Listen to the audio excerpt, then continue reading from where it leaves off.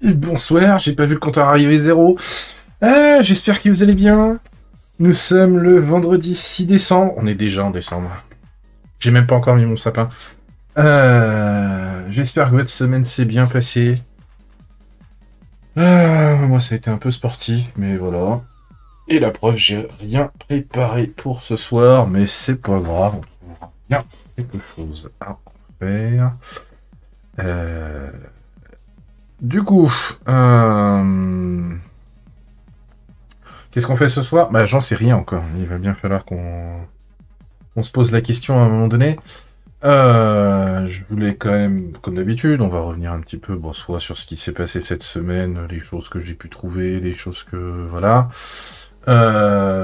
Première annonce à faire, évidemment, bienvenue au nouveau, parce que depuis la semaine dernière, on a encore deux nouveaux followers sur Twitch, Cyril83 et TechniInfo, qui follow une heure avant le début du live. On verra si on verra s'il sera là ce soir.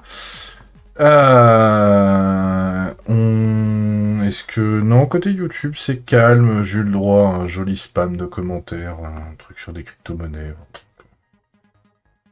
Première fois que je dois signaler un commentaire sur une vidéo YouTube. Bon, j'en publie pas beaucoup non plus en même temps. Donc voilà. En parlant de YouTube, encore une fois, hein, puis c'est valable aussi ici, si c'est la première fois que vous venez et qu'à la fin, ce que je fais vous plaît, que vous voulez en voir plus, même si de toute façon on ne fait jamais la même chose, enfin rarement deux fois la même chose. Bah, n'hésitez pas à follow Twitch ou à vous abonner sur YouTube en fonction de ce que vous avez besoin. Sur YouTube, il paraît qu'il faut aussi activer les notifications en fonction de comment vous consommez YouTube. Moi, je suis un blaireau qui fait des flux RSS, donc du coup, j'ai même pas besoin de m'abonner sur YouTube. Bref, tout ça pour dire, que donc voilà, si vous voulez vraiment qu'on continue, que je continue, enfin, être au courant de ce que je fais, voilà. Derrière, comme d'hab, il va falloir que je m'occupe de cette histoire un jour. Mais j'ai vraiment pas envie de donner mon numéro de téléphone à Twitch, il me casse les couilles. Il faut que je recrée une application pour pouvoir relancer un robot, histoire qu'il y ait des liens qui tournent sur le chat. Notamment le fameux Linktree, donc que je vais vous rebalancer là. Comme ça, en fait, sur cette page, il y a tous les liens où vous pouvez retrouver où je suis et ce que je fais. Pour la blague, sur cette page, il y a un lien vers GitHub, mais bon, parce qu'il y a sur GitHub qui vous fera rêver. Qu'est-ce que j'ai d'autre à vous dire? Oui, demain et dimanche, donc le 7 et le 8 décembre, je suis au Carrefour numérique 2 de la Cité des Sciences à Paris. Sauf empêchement de dernière minute, genre les RER qui tombent en rade, catastrophe, etc. C'est sur 2 jours, c'est entre 10h et 18h. Je vous l'ai déjà renvoyé notamment sur Blue Sky, hein, parce que j'avais déjà prévenu. Je suis un petit peu blanc, hein, cette histoire. Je vais peut-être baisser un chouïa. Ouais, c'était un peu violent pour vous. Donc voilà, ils ont balancé le programme. Alors je savais pas en fait, ils ont mis à jour le contenu de la page, donc j'étais pas au courant. Pour expliquer les install parties, parce que manifestement ils vont en faire plusieurs, dont une un peu énervée, mais je vais y revenir. Il y aura quelques conférences, des ateliers, il y a des stands associatifs aussi. Donc voilà. C'est entre 10h et 18h. Les install parties, a priori, c'est que l'après-midi. Et donc il y a une install généraliste. Donc là, généralement, on fait à peu près tout ce que vous voulez et sur à peu près tout ce que vous pouvez comme matériel.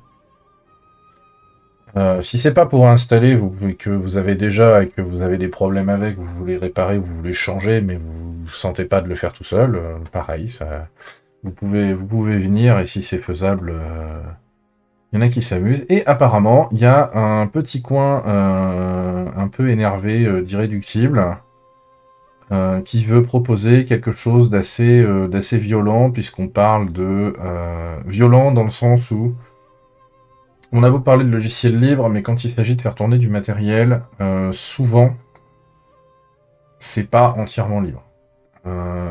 C'est pas entièrement libre. Typiquement, le premier composant qui démarre, qu'on appelle le BIOS/UEFI, comme vous voulez, il y a 99,9% de chances qu'il ne soit pas libre sur votre ordinateur. C'est-à-dire que le fabricant vous le met à disposition sous forme compilée exécutable, mais si vous voulez en changer le moindre caractère, le moindre truc bit à l'écran, vous ne pouvez pas. Vous ne pouvez pas parce que vous n'avez pas la recette, vous n'avez pas la source, vous n'avez pas le droit officiellement de le changer. Et vous pouvez appliquer ça à peu près beaucoup de matériel moderne. La plupart des cartes Wi-Fi ne fonctionnent pas sans ce qu'on appelle un firmware. Vous avez tout le driver autour qui peut être open source, intégré au noyau Linux, tout ce que vous voulez. Si vous n'avez pas ce firmware, votre carte réseau ne s'initialisera pas et donc vous n'aurez pas de Wi-Fi. C'est valable pour le Bluetooth et c'est valable notamment aussi pour toutes les cartes graphiques, ou presque, du marché, et encore. Il me semble que même chez Intel, on n'a pas le choix. En gros, si vous n'avez pas un firmware de base que la carte doit charger en premier et initialiser, et donc ça, c'est des blocs binaires, et ben tout ça, c'est pas libre, et donc dans la pratique, la plupart du temps, un matériel n'est pas entièrement, enfin, un ordinateur n'est pas entièrement libre. Il y a toujours des composants logiciels qui ne le sont pas. Et ce 100% libre-là, c'est une tentative plus de démonstration pour expliquer et montrer tout ce qui ne fonctionne pas, ou croiser les doigts pour réussir à faire fonctionner de manière 100% libre du matériel. J'ai vu passer un article cette semaine à propos de... c'était la FSF qui se vantait de proposer du matériel 100% libre, et donc ils vendaient un micro dongle Wi-Fi N, donc commercialement maintenant c'est du Wi-Fi 4, donc on parle de trucs qui remontent à 2010 à peu près, donc 15 ans. Il me semble, hein. Si je cherche l'édition 2.11N... tac, 2009, voilà. Sachant que ça dit que normalement on peut avoir des débits jusqu'à 450 mégabits seconde, et là le dongle en question n'a qu'une antenne, donc c'est 150 mégabits seconde. Ce qui veut dire que dans la pratique, comme c'est du Wi-Fi, on en a vraiment que la moitié. Voilà. Donc c'est vraiment le truc minimum, et ils vendent ça 40 balles. Ils sont tout contents parce que c'est un truc qui peut tourner sans firmware. Voilà, ça c'est un peu le truc. Mais ça peut être intéressant à voir, sachant que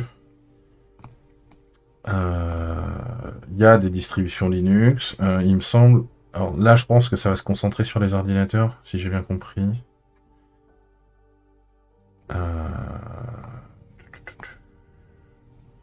Enfin voilà, bref. Il y a deux install parties, vous avez une série de conférences, ça commence par du tai chi, allez savoir pourquoi. Personnellement, je suis pas plus intéressé que ça. Et derrière, vous avez, je vous laisse parcourir à midi, à l'heure où on est censé aller manger, a priori, c'est intéressant. Pour ceux qui savent déjà un petit peu, un exemple d'outil pour faire de l'auto-hébergement. Voilà. Ensuite, on a quoi? Le mythe de la dématérialisation. État-providence. On va pas se mentir, hein, on n'est pas sur un week-end ultra-libéral, hein, donc forcément les sujets vont parler de liberté, d'usage responsable, etc., etc. Donc voilà. Et il y aura aussi quelques ateliers avec de la contribution logiciel libre. Bon, ça parle de gestion de fiches documentaires. Bon, il y a du Wikimedia le samedi, ensuite le Wikisource autrice. C'est quoi ça? Atelier de contribution à Wikisource, y compris totalement débutant sur une sélection de textes participantes. La Commune de Paris, d'accord. Oui, pourquoi pas. Atelier... Atelier Markdown, hein, oui, pourquoi pas. Donc voilà, et il y a aussi, alors ça c'est plus si jamais vous avez des gamins, vous pointez avec des gamins, il y a des ateliers jeux libres, donc on peut voir, il y aura a priori des gens qui vont présenter différents jeux open source. Je me souviens, je crois, une des dernières fois où j'ai participé à une Ubuntu Party, où je me suis retrouvé à chapeauter un peu le coin justement qui avait été fait pour les gamins, où on avait lancé du mind test pour qu'ils puissent jouer un petit peu. Voilà, voilà. Et après, il y a des stands associatifs. Donc, on a forcément Paris-Nux. Après tout, c'est eux qui organisent. Hein, ce serait un peu con qu'ils se présentent pas. Vous avez un stand FDN, FFDN. Donc, FDN, c'est French Data Network. C'est actuellement le plus vieux fournisseur d'accès à Internet en activité en France, même avant les commerciaux. Et particularité, c'est une association. La FFDN, c'est la Fédération des fournisseurs. Alors FFDN, je ne sais plus exactement ce que ça veut dire, mais en gros, FDN, historiquement, ils opèrent en région parisienne. Mais des opérateurs Internet associatifs, il y en a plein qui se sont montés un peu partout en France. Ils sont groupés au sein d'une fédération pour se donner plus de poids quand il s'agit d'aller taper sur les gros opérateurs commerciaux qui veulent pas donner accès à certains trucs. Pour qu'on puisse brancher des gens à Internet là où ils veulent pas aller eux parce que leurs actionnaires considèrent que c'est pas rentable. Voilà. Donc vous avez l'association La Mouette. Bon, sur la page, vous avez tous les liens de toute façon. Alors ça, je l'ai partagé. Pareil, je vous le remets aussi. Dans le lien, si vous voulez regarder. Il y aura l'April, l'OpenStreetMap, Ubuntu FR, manifestement, ils sont encore vivants, je ne savais pas. Il y aura a priori un petit bout de Mozilla, du Wayuno-Host, forcément, donc bon. Glomnet et Francilien, bon bah là, je crois que c'est... Hop, c'est aussi des membres de la FFDN. Voilà, donc... Je pense que je vais faire un mix où je vais aller voir quelques conférences pour mettre... Pas forcément tout, parce que j'ai envie de bouger un petit peu aussi, donc ça va papillonner un petit peu, je pense.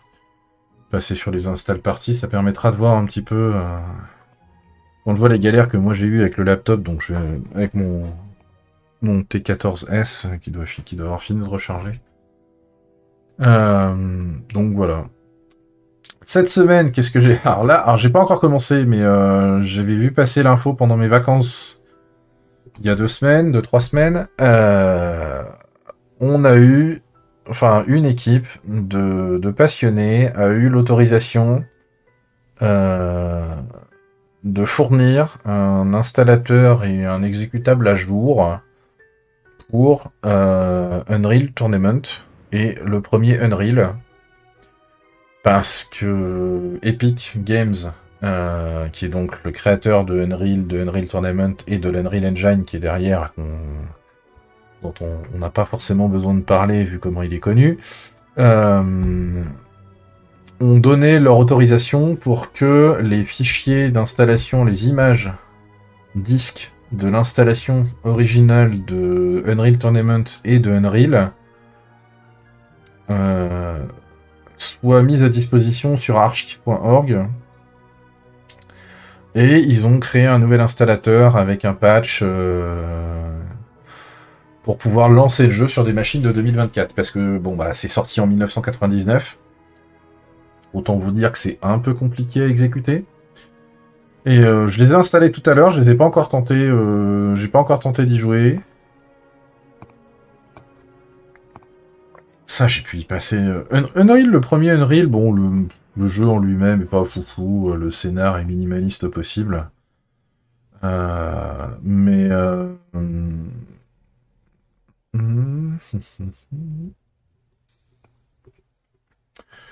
Mais c'est surtout le... Comment? Unreal Tournament. Unreal Tournament, j'y ai passé des heures en LAN. Je me souviens même avoir fait une soirée jeu quand j'habitais encore chez ma mère où on avait foutu 4 ou 5 PC dans la salle à manger. C'était un bordel, on avait que 2 tables.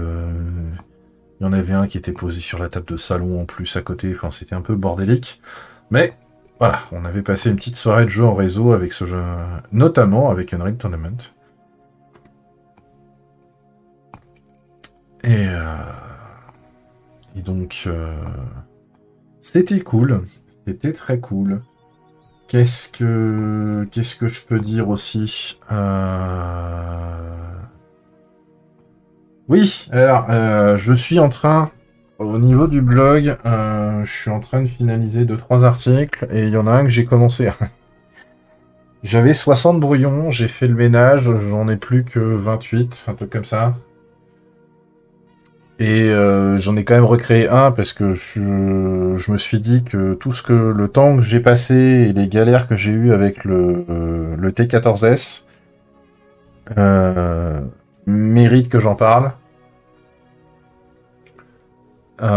Au final, j'ai commencé du coup à utiliser Fedora 41 avec Cinnamon, puisque c'était... Voilà, en fait, je suis allé dans les... C'est Fedora Spin, voilà. Et du coup... Alors, je vous mets les... Hop. Est-ce que ma propre modération va me... Merde. Va me spammer parce que je balance des liens dans le chat, là, tout va. Si jamais les Unreal vous plaisent. Donc voilà, ouais, j'ai installé le Fedora 41 avec Cinnamon parce que je comptais pas utiliser autre chose que Cinnamon de toute façon.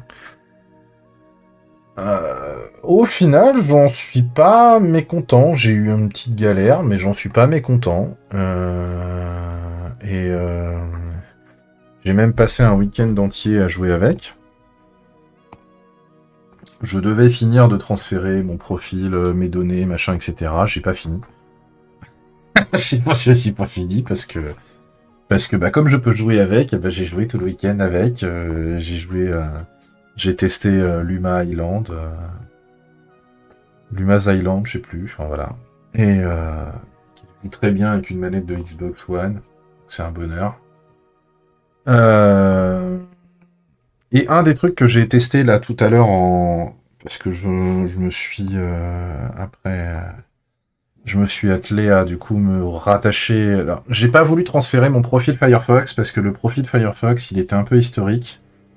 Et on va pas se mentir, j'ai fait tellement de conneries avec qu'il y a plein de dysfonctionnements dans ce profil de Firefox. J'ai des trucs à base de copier-coller qui fonctionnent pas comme il faut.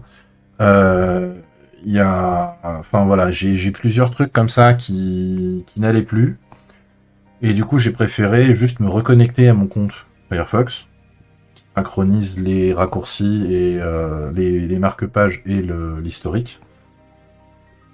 Et je ferai probablement un export des mots de passe. Je sais pas encore trop comment je vais finir pour les derniers morceaux qui sont pas dans un KeePass ou dans des trucs comme ça, pour être sûr de rien perdre. Je prévois de... Je vais gérer.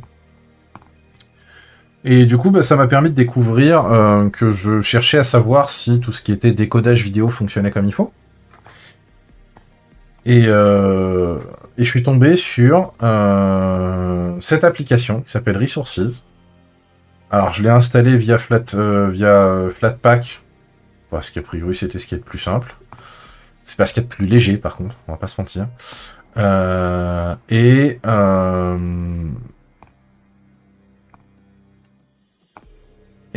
Chose qui est intéressante, c'est que vraiment, on se rapproche vraiment pour le coup, parce que si je vous montre le GNOME System Monitor, il ressemble à ça. Donc on a juste droit à CPU, mémoire, réseau. Bon, voilà, c'est pas foufou, et visuellement, je vous jure qu'il a encore cette tête-là. Alors que là, on a un gestionnaire qui est beaucoup plus proche de ce qu'on pourrait avoir sur un système comme Windows 11. Donc c'est un peu plus moderne. On peut avoir... Ah, il n'y a que le graphe processeur. Ah si, on peut afficher, voilà, on peut afficher chaque CPU. Alors je sais pas si on peut l'afficher en gris du coup. Mais on a la température du processeur en même temps que son utilisation. Donc c'est pas mal. La mémoire, c'est pas mal aussi. Moi ce qui m'intéressait, c'était surtout le GPU. Le GPU, je voulais voir l'utilisation de la 3D, je voulais voir l'utilisation du moteur vidéo. Et typiquement, je teste une vidéo YouTube, je vois le truc qui marche, et je vais sur Twitch, et là, je vois que ça marche pas. Je fais Ah. Pour découvrir qu'il n'y a pas les codecs H264 et H265 par défaut dans les bibliothèques MESA, dans les VA API, donc c'est le moteur de décodage, enfin les bibliothèques pour l'utiliser le décodage vidéo de la carte graphique, et comment parce que c'est soumis à brevet et que Fedora a une position relativement comment dire claire sur le fait d'éviter autant que possible les éléments à base de brevet. Et comme sur YouTube on a VP9 et AV1 qui sont des codecs où il n'y a pas de brevet, il y en a peut-être, mais c'est pas prédateur quoi. Normalement il n'y a pas de droit associé au codec.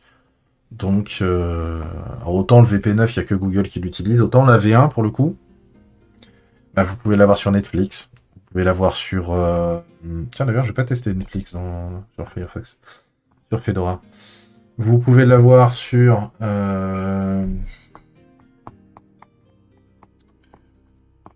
AV1, j'ai quoi? Netflix, YouTube, et je sais plus. Je sais qu'il y a d'autres sites qui l'utilisent. Tant pis. Tant pis, tant pis. Il faudra que je me mette à jour sur le sujet, si tant est qu'il y ait des gens qui aient communiqué dessus. Et donc ça marche très bien, honnêtement, l'ordi, il envoie du feu de Dieu de ce côté-là. J'ai testé même l'encodage, hein, c'est-à-dire que bah, via Flatpak, via FlatHub, j'ai installé aussi OBS Studio. Et j'ai testé, je me suis créé une petite scène rapidos avec la webcam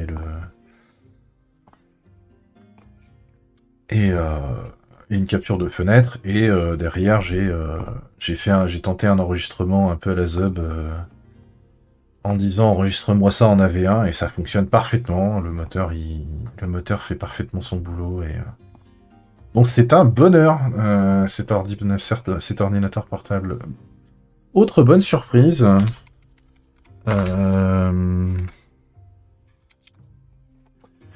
Via Fprint, j'ai réussi à utiliser le lecteur d'empreintes qui est intégré au bouton. J'ai un lecteur d'empreintes dans le bouton d'alimentation, un petit peu comme on l'a maintenant sur les téléphones.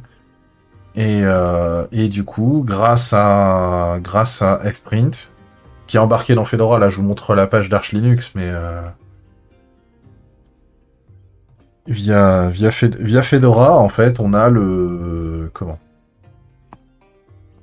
On a le support. Le seul truc que j'ai eu à faire, c'est que Alors, j'ai rien touché de particulier, puisque c'était déjà installé. Par contre, il a fallu que je fasse l'enregistrement de mon... Alors, j'ai enregistré 2 doigts pour l'instant. J'en mettrai peut-être 1 ou 2 de plus. Mais ça se fait en ligne de commande. Et une fois que les doigts sont enregistrés, après, derrière, quand on a besoin de taper un mot de passe, avant de taper le mot de passe, il va demander le doigt. Et ça, dès la connexion. C'est-à-dire que, bon, quand j'allume l'ordi, il faut que je tape le mot de passe pour déverrouiller le disque dur, mais après, quand je suis devant la page de login, j'ai mon utilisateur, et plutôt que de demander mon mot de passe, ce qu'il me demande, c'est de mettre mon doigt. On va pas se mentir, c'est satisfaisant. C'est satisfaisant. Alors après, des fois, bon, vu la taille du capteur et vu la taille de mon doigt, des fois, ça rate. Comme sur téléphone, quoi. Et là, à ce moment-là, on rebascule sur le mot de passe. C'est pas très grave. Mais voilà, ça fonctionne pas trop mal, donc je suis assez content. La seule chose où pour l'instant, je ne comprends pas encore ce qui se passe et il faudra que je trouve la raison. Quand je le mets en veille, il continue de chauffer comme si le processeur ne se mettait pas en veille. Alors soit c'est un bug quelque part de l'alimentation, de la mise en veille ou un paramétrage à la con que j'ai fait dans le BIOS qu'il faudrait que je change. Mais normalement, il est pas censé continuer à chauffer quand on le met en veille. Le ventilo se met pas en route, hein, donc on est à moins de 50 degrés, mais ça reste quand même chaud alors que ça devrait pas. Donc il faudra que je comprenne pourquoi. Bref. Avec tout ça, qu'est-ce que je peux dire d'autre? Non. Ah oui, le dernier truc rigolo, c'est qu'il y a quand on peut essayer d'accéder la webcam du T14S, c'est une webcam avec infrarouge pour Windows Hello. J'en parle.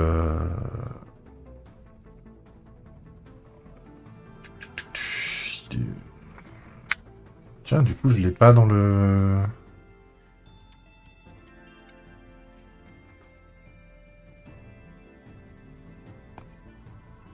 Ah ah.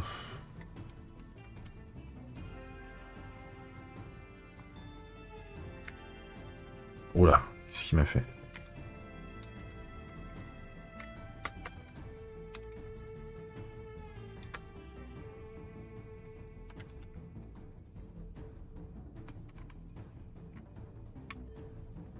Oh, pardon. Bon. On va voir. Qu'est-ce qu'il nous fait? ThinkPad. Allez, ThinkPad. 14 pouces.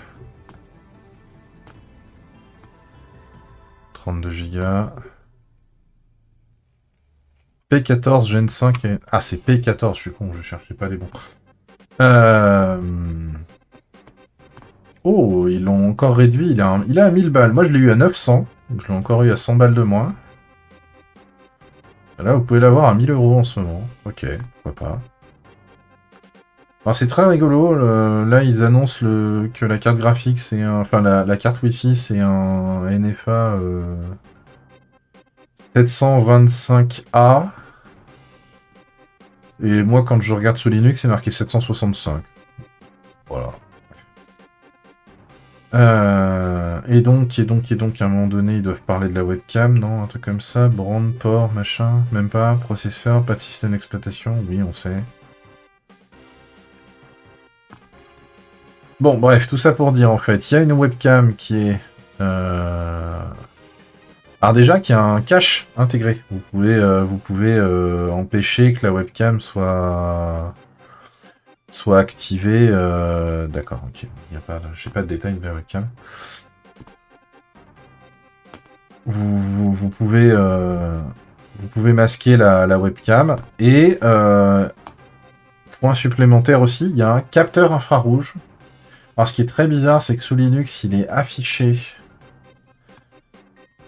comme un périphérique de capture vidéo. Par contre, quand on essaye d'y accéder, alors déjà la résolution elle est très faible, et ça clignote. C'est un petit peu surprenant, mais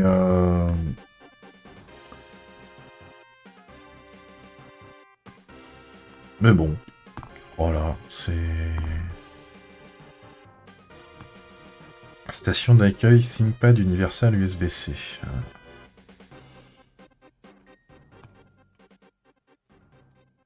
Et qu'est-ce qu'elle fait? Oh! Ah ouais, il y a pas mal d'écrans et de ports là-dedans.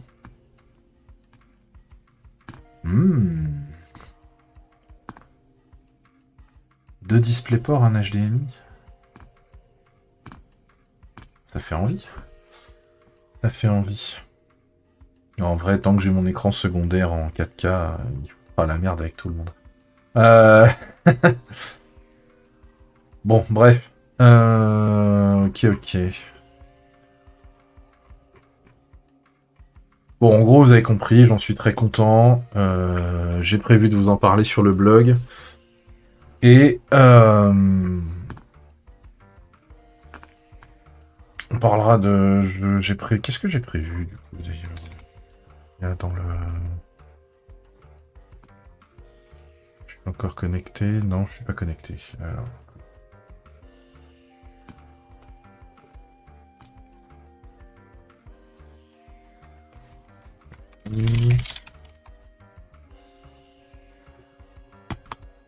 Mon téléphone est où? La double tente, bordel de Dieu.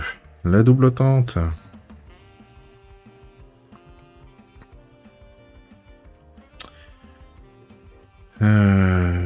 Blog.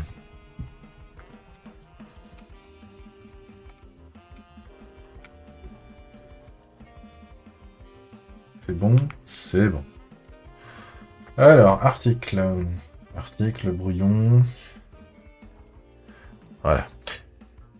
Donc voilà, j'ai commencé à écrire l'article là-dessus. Le injection de contenu de Varnish à chaud, lui, il va pas tarder à sortir. Je sais pas si j'aurai le temps de le faire ce week-end, sinon ce sera pour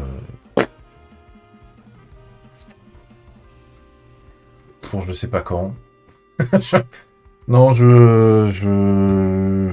non, ça pourrait être début de semaine prochaine. Le problème, c'est que pour l'instant, j'ai toujours pas réussi à trouver des extensions qui me conviennent pour... qu'est-ce qu'il me dit? Gna, gna, gna. Ah, mais non. Pour... comment?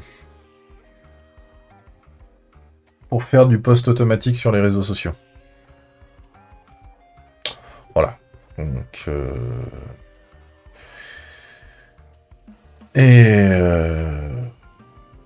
Ah mais en vrai, je suis en train de... Parce que je vois des trucs là, mais...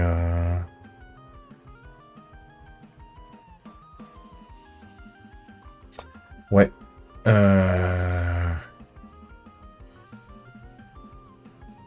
Ce soir, si je déterre... Est-ce qu'il va se lancer? Oui. Oui, plus tard. J'avais logé un truc. Est-ce que je ne tenterai pas ce soir? Est-ce qu'on tenterait pas ce truc-là?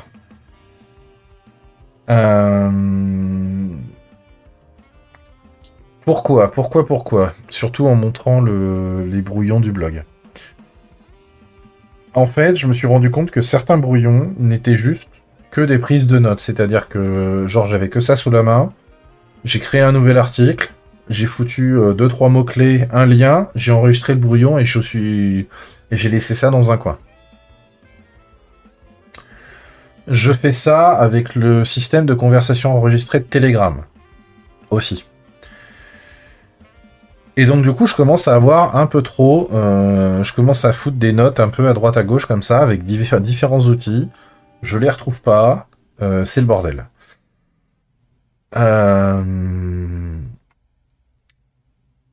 Au tout premier live qu'on a fait on était encore sur YouTube. On a parlé de Joplin, donc qui est encore là, hein, vous voyez, qui a quelques... Tiens, d'ailleurs, ça, c'est...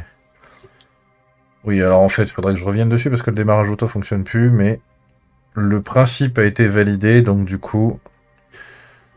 Archive, hop, voilà. J'ai différents sujets, alors des notes, hein, parce que je peux avoir d'autres trucs, j'ai commencé à foutre aussi des machins sur mon infra, mais en vrai, voilà, le truc c'est que ça c'est une application lourde, techniquement derrière c'est même de l'électron, je suis pas fan, on va pas se mentir, et du coup... L'idée, j'ai testé la synchro, mais la synchro, elle avait pété au bout de 2 fois parce que c'était pas stable. Alors c'est peut-être un peu plus stable, sauf que ça repose sur je l'avais testé, ça reposait sur du Minayo qui était déployé à l'ASBL sur mon ancien NAS, qui était du coup d'une fiabilité toute relative, qui est pas exposé sur Internet. parce que la sécurité était pourrie, donc du coup, voilà, j'ai pas spécialement envie de retenter le truc, mais je suis tombé entre-temps sur EdgeDoc, qui est un outil de rédaction collaboratif.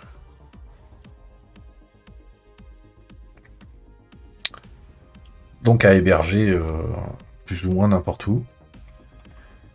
Et donc, du coup, qu'est-ce qu'il nous dit? Gna gna gna. Ok, oui, oui, oui. Ok, on a compris. Et comment je fais, du coup? Il n'y a pas d'infos. Continue. Comment on se connecte?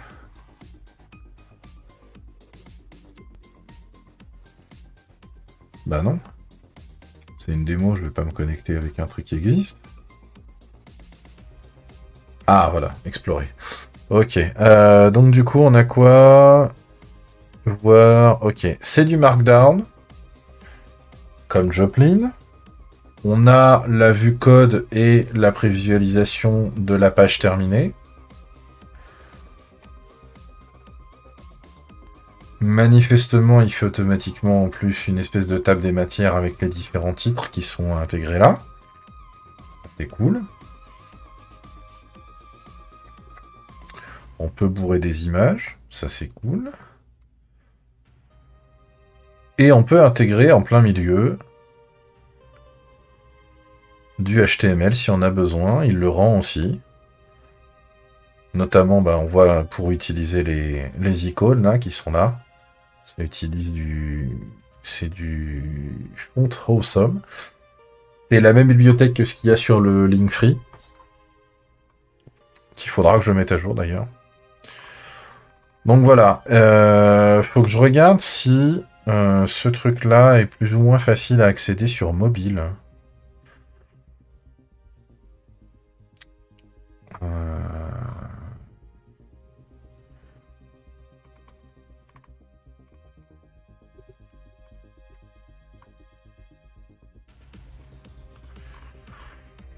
Donc, bref. Ah oui, c'est énervé, là. C'est quoi, ça? Diagramme de Gantt, on a du Mermaid. Putain.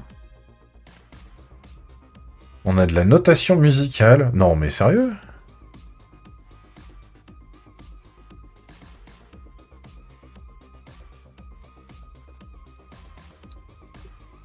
Ah ouais, c'est... D'accord. Ok. Ok, ok. On a du bloc, machin. On a les typographies. On a... Ok, bon, bah, c'est pas si mal, tout ça.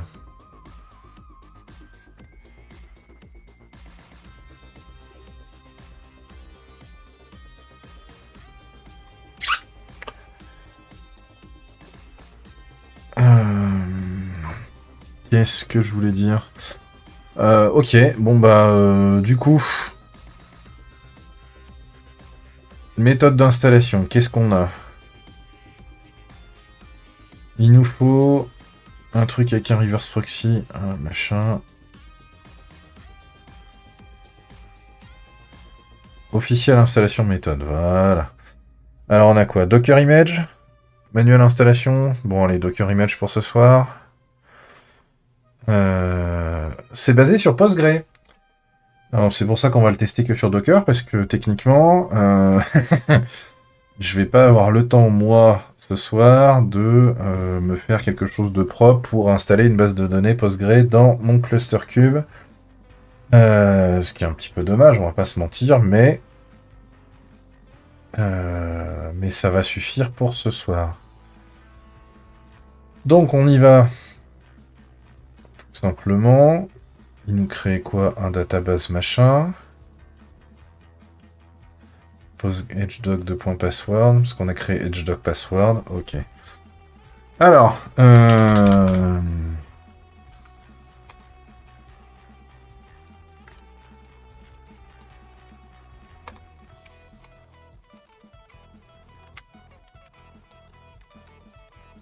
oula, qu'est-ce que j'ai fait? Oui, bah non, c'est normal, il n'y a rien.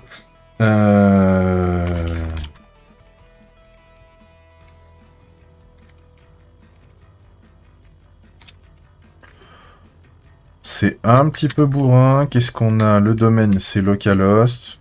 URL at port, je ne sais pas trop ce que ça veut dire. Ah oui, ça veut dire que par défaut, il va laisser le port 3000. Donc ça, quand on l'héberge sur un truc, il faut le foutre à false. Ok. On va laisser en restart always pour l'instant. Et du coup, on fait un docker compose. -d, ça va être ça. Est-ce qu'il nous dit attribut de version is obsolete, it will be ignore. Ok, ouais, c'est pas très grave ça. Bon, là, il est en train de pull la base de données. Là, il est en train de pull l'application.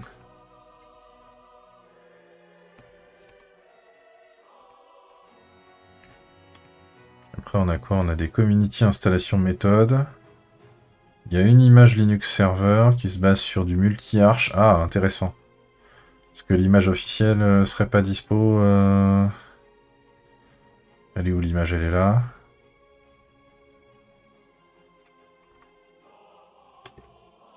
We currently only support AMD 64 architecture. Ah, voilà.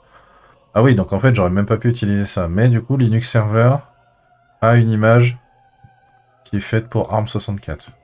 Bon à savoir. Ça supporte toutes les variables d'environnement dans la documentation dans la configuration. L'image j'ai rebuildé avec les nouvelles releases. Ok. Et après... Ok, d'accord, d'accord. Il y a même un Helm chart. Oh. Non, mais non, je t'ai plus. Il y a une application one-click pour YunoHost. On a parlé tout à l'heure. Ok. Ça, c'est pas trop mal. On a Cloudron là. Picapod. Putain, la vache. Il y a même un Community Repository, d'accord. Pour Arch Linux. Ok. Bref. Moi, ce qui va m'intéresser, c'est les contextes. Par défaut, on va avoir une interface navigateur. Mais un truc qui va m'intéresser, ce qui m'intéressait avec Joplin, c'était de l'avoir sur mobile. Et d'ailleurs, c'était en testant avec l'application mobile que j'avais eu des soucis de synchro.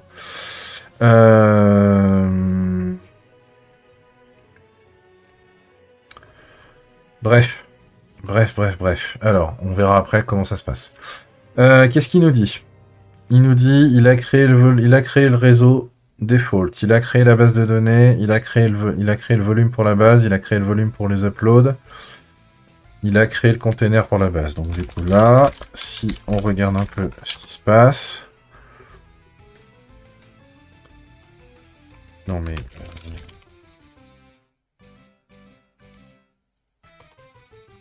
ça, j'en ai plus besoin.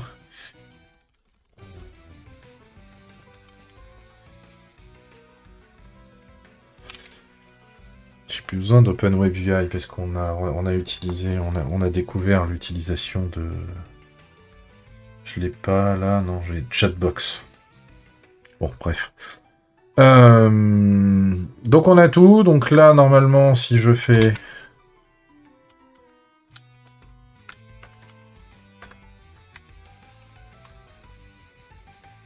I'm busy right now.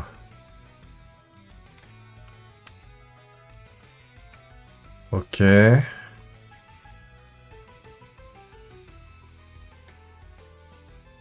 Qu'est-ce qui se passe? Pourquoi ça déconne?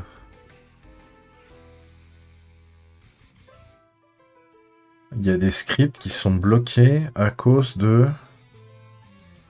Ah putain. D'accord. Oh la vache. Putain, faut être précis. Ok.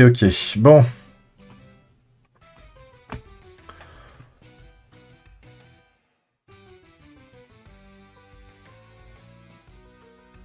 Alors, on peut créer... Ok. Comment ça se passe du coup? Alors, voyons voir la doc avant de faire une connerie. En gros, soit je mets un... soit je mets un compte de merde, soit je... guide.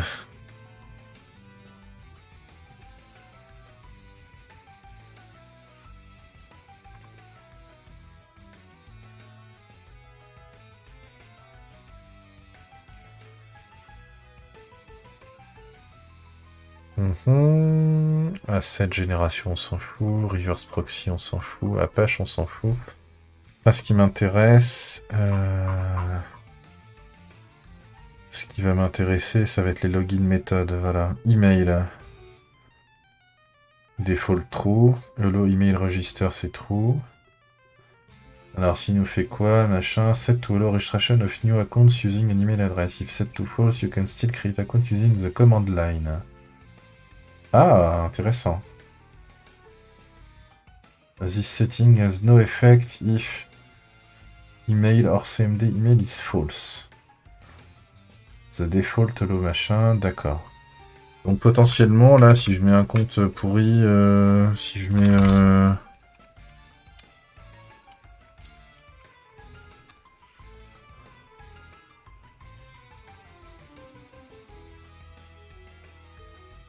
invalide email or password. Mais non, mais... Oh putain, mais il est chiant ce truc là. Je veux m'inscrire. Ah, ok. Oh la vache. You successfully registered, please signing. Ok.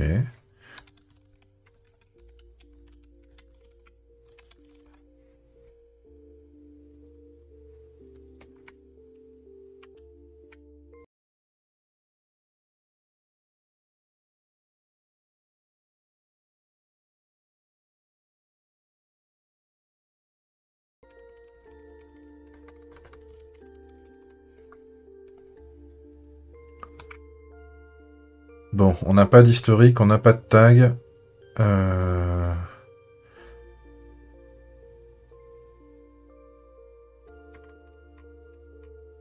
Ouais. D'accord. Intro. Collaboration en temps réel. Graphique, présentation. On est en français. Si on fait une nouvelle note, on a quoi?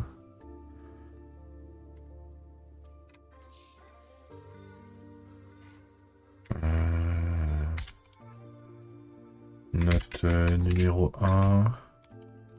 Parce que... Pourquoi pas? C'est un titre. Ok.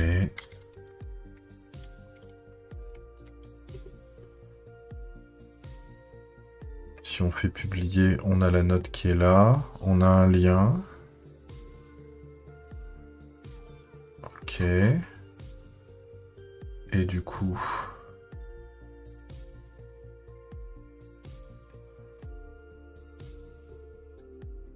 On voit qu'on est là. Là, on a note numéro 1, on peut les verrouiller. Ok. Et donc maintenant... Voilà, qu'est-ce qu'il m'a fait? Si je reviens là... J'ai une note features. Donc il me l'a créé. J'ai ma note numéro 1. D'accord, ok. Donc il n'y a pas l'air d'avoir un truc type arborescence ou quoi que ce soit. On peut ouvrir un fichier pour importer une note. Donc par exemple, si je tente un truc type... une note que j'ai un peu... Est-ce que je peux exporter ça, fichier?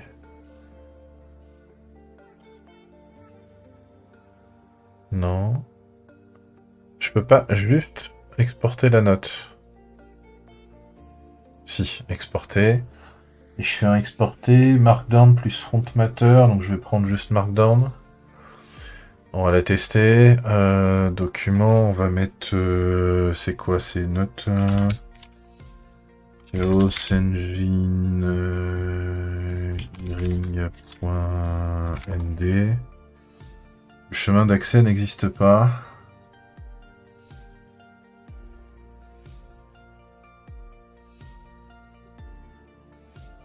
Mais non, mais il me demande un dossier. Bah, document.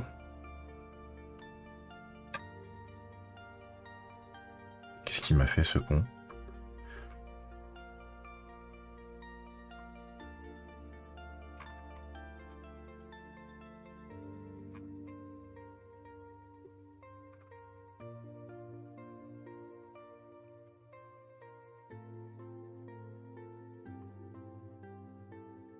Il m'a rien fait, là.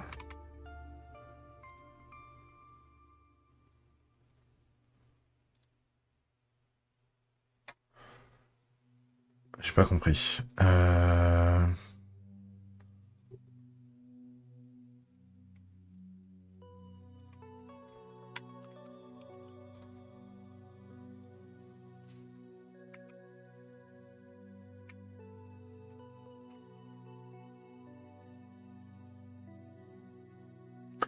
Oh la vache, d'accord. Ok, en fait, il m'a créé un dossier livestream et dedans, j'ai chaosengineering.md. D'accord, et donc du coup, là, si je fais ouvrir document... Ah ouais, du coup, il est en... D'accord, en fait, je l'ai là. Non, ça marche pas.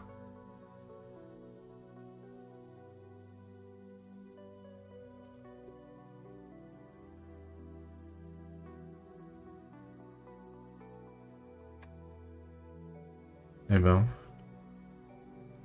Alors, faut que je fasse nouvelle note.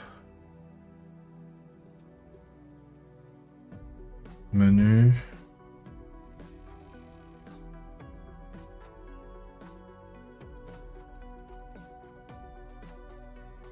Tout à l'heure, on n'avait pas un truc depuis...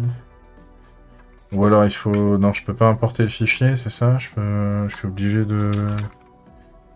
Je vais importer presse-papier. Ouais, du coup, il a rien gardé. Oh, la violence.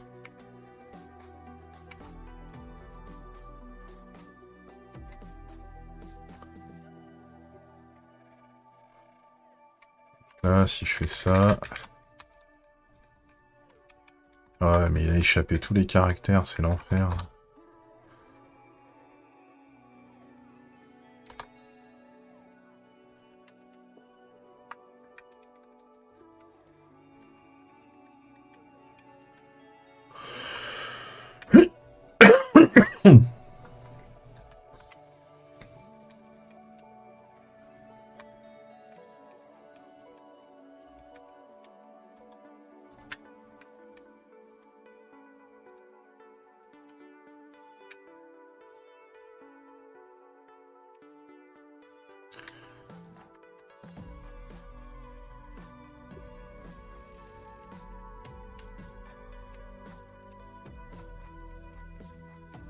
Ouais, d'accord, ok.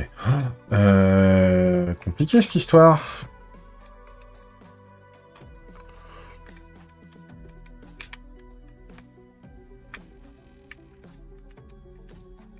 Mais du coup, va comprendre pourquoi il a pas pris pour...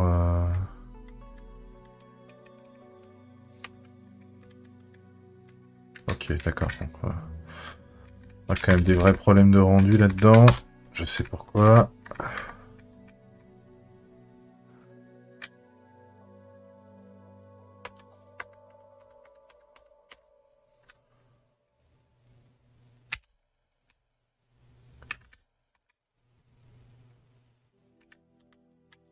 Même ça, normalement, c'est là.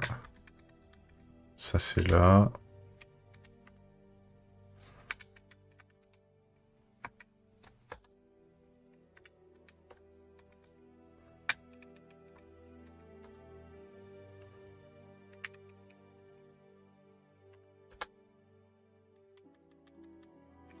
Ouais, c'est pas la folie cette histoire. Bon, c'est peut-être moins... Et alors surtout, en fait, malgré tout, moi, ce qui m'intéresse, ça va être... Ah, c'est marrant, on peut avoir une interface... D'accord, ok. Ce qui va m'intéresser, c'est ça. Voilà. Alors, déjà, on peut se mettre... Et...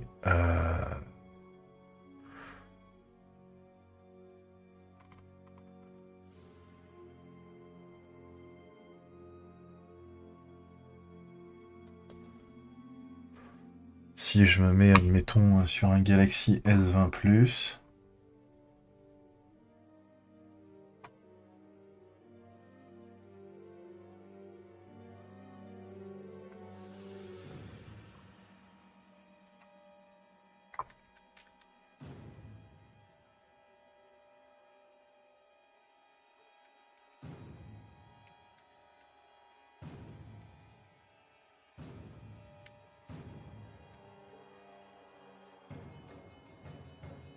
Ah, d'accord, ok. Et donc là, on voit qu'il n'a pas pris en compte le...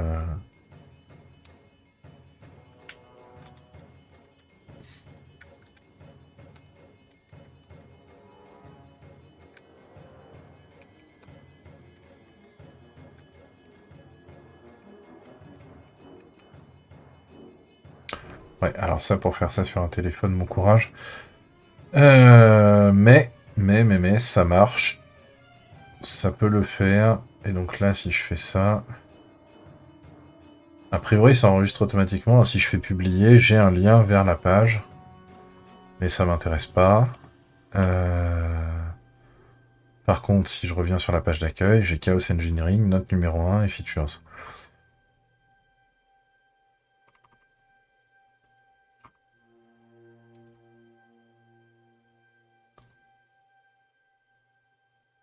Et quand on est là, par contre...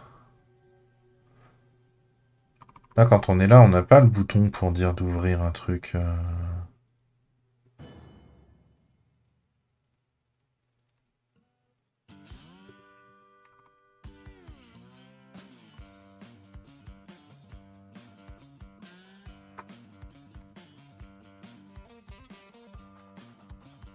Ah, je cherche un mot-clé, il n'y a pas. Alors que là-dedans, normalement, il y a Litmus. Bah oui.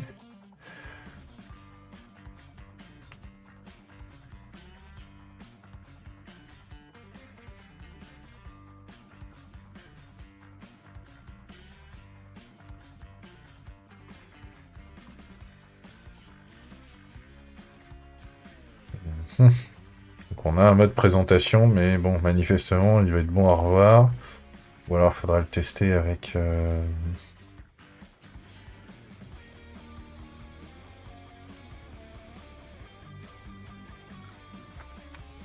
Ouais, voilà.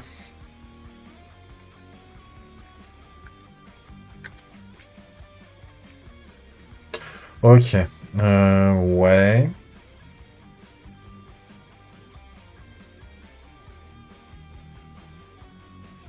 Ouais. Est-ce que... Est-ce que dans les trucs qu'il faut que je fasse...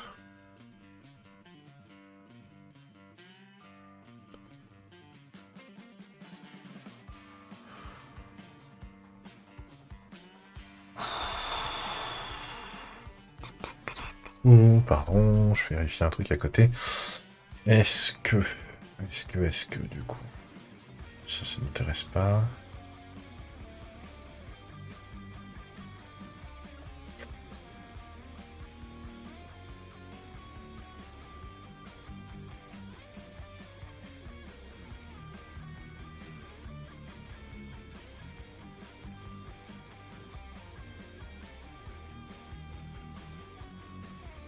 Alors, manifestement, quand on est en mode mobile, on n'a même pas le bouton pour dire d'avoir les deux d'afficher. Ce qui est une plutôt bonne idée. Et si je ferme ça... Là, je retrouve l'interface complète où je peux avoir les deux d'à côté, les deux l'un à côté de l'autre. D'accord. Ok. Ah, ça a pas l'air si mal, hein. Est-ce que ça pourrait remplacer un truc... Ah, ce qui est chiant, c'est qu'il écoute que sur Localhost, donc du coup, je pourrais pas le...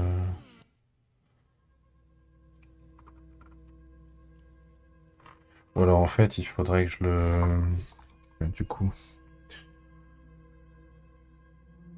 Hop. Alors, on se souvient, hein, le WSL2 est passé en mode miroir pour plus avoir de problème de connectivité entre le Linux et le Windows. Euh...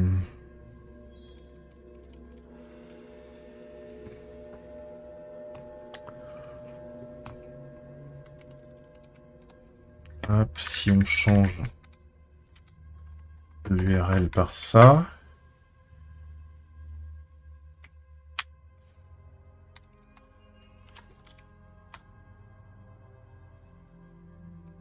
On y retourne. Et donc là, maintenant, je fais...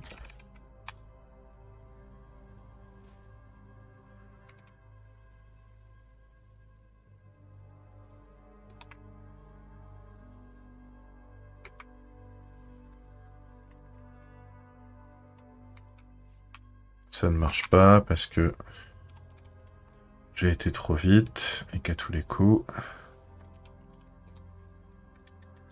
Bah non, pourtant je dis de l'exposer sur le port 3000. Ah mais putain, à tous les coups il va me l'exposer que sur le Kalos de toute façon quand je suis comme ça.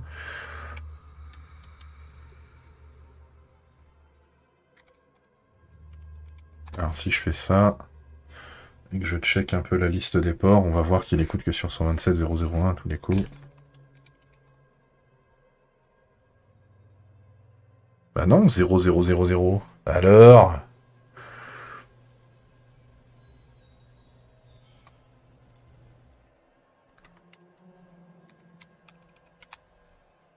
Du coup, pourquoi ça marcherait pas?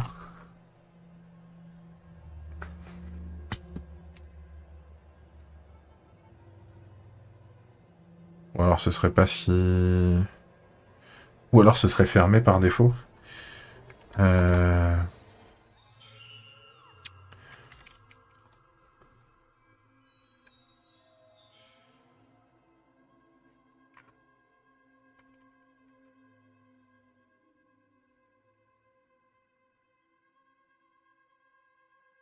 Non, mais je le vois pas le port en fait.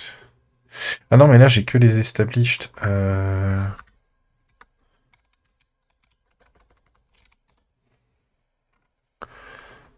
Qu'est-ce qu'on a? C'est quoi le flag? Donc -N déjà. -A. -AN. Voilà. Donc là on a tous les trucs en écoute. Et effectivement le 3000 n'écoute pas. Hein.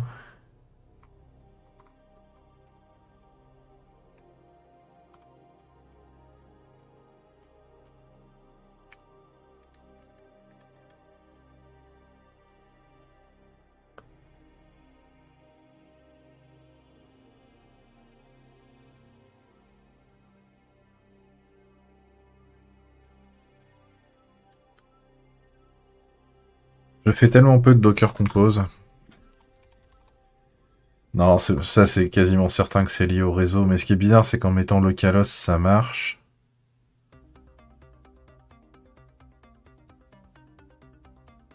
Qu'il écoute sur le port. Ou alors je me suis vautré dans la définition du truc.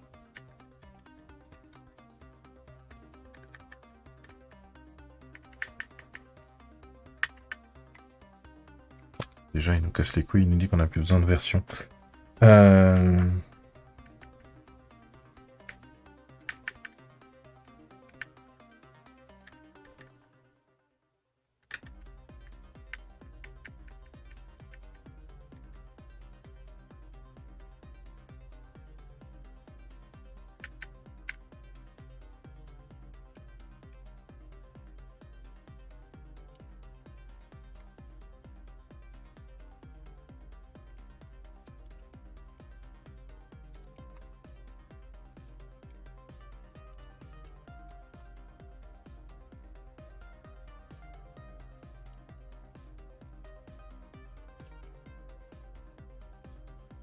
Parce que là, on a la même configuration en termes de port.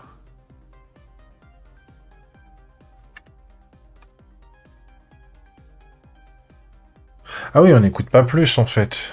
D'accord.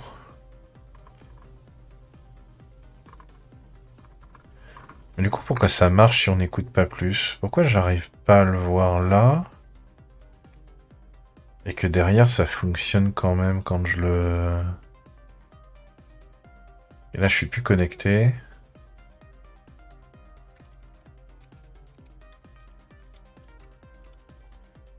Là, ça marche.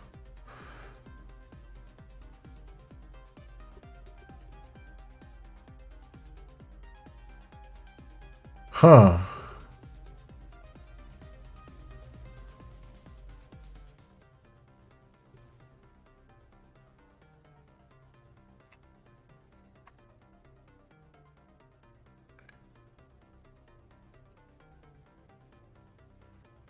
On est encore sur de la magie noire. On s'en a ras-le-bol. Parce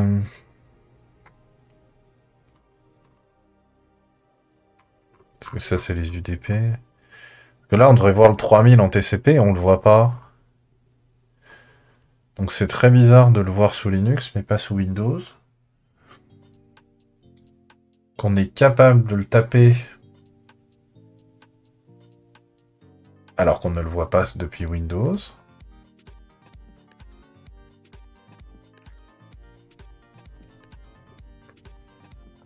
Et qui me dit qu'il écoute sur toutes les interfaces. Et pourtant, quand on essaye de le taper sur le port 192.168.1.50, ça ne fonctionne pas.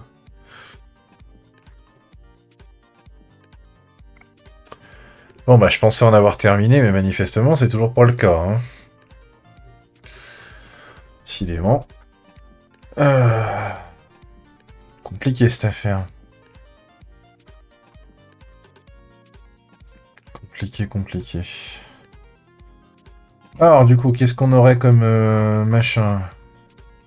Il y a pas mal de configurations. Hein. Donc, manifestement, on a pas mal de variables qui sont exploitables.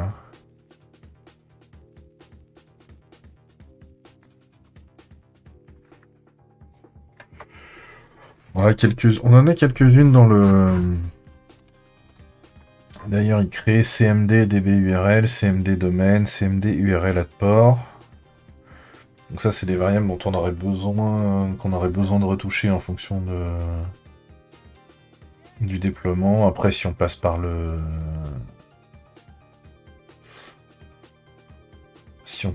chart Helm...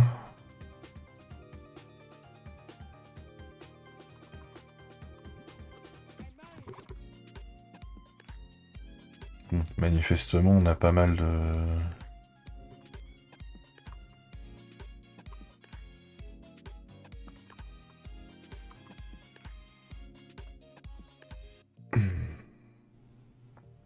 Ce qui serait intéressant, ce serait de voir toutes les valeurs possibles dans le chart.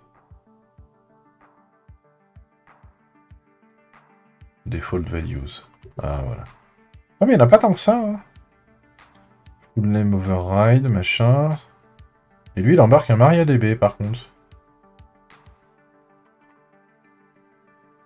Et par défaut, il est à false.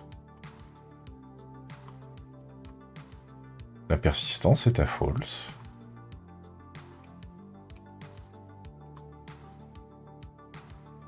Il utilise l'image Linux Server. Là, par contre, il y a toutes les variables à mettre en place.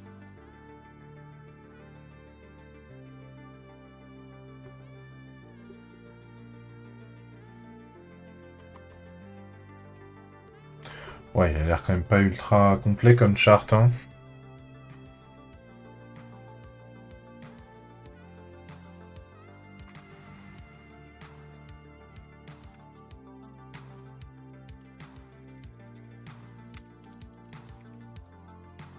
Allez.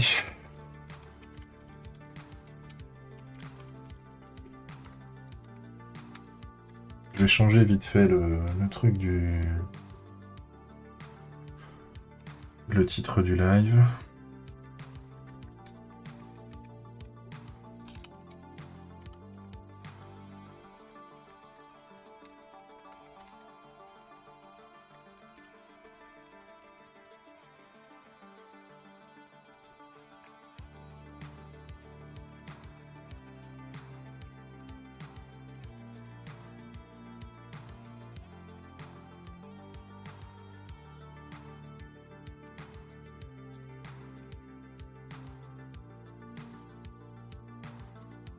Hop, je rebricole vite fait. Tac, tac, tac.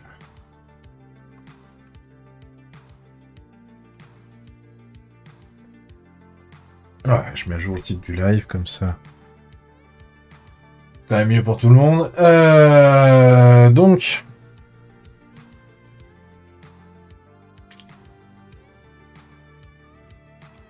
Donc en fait, le chart se base sur...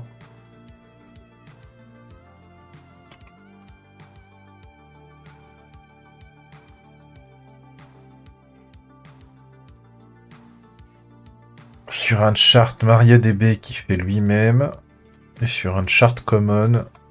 Oh, ok, d'accord. Je pas fan de ce genre de truc, mais...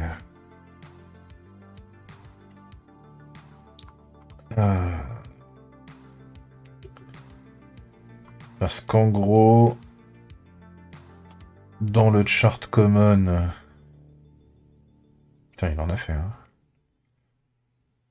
Il va avoir bourré des trucs.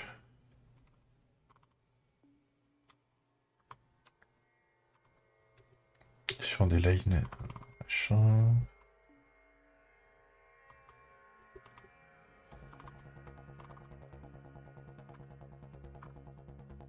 Addon VPN? Mais non.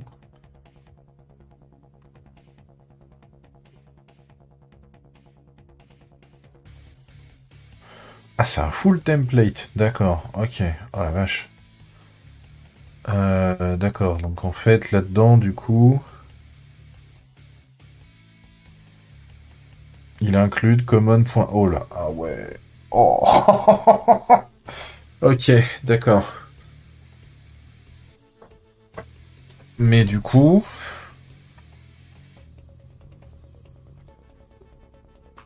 Là, en fait, c'est là-dedans que... C'est pour ça qu'on voit que dalle dans le chart d'origine. Parce qu'en fait, il a tout là-dedans, quoi. C'est un peu chaud.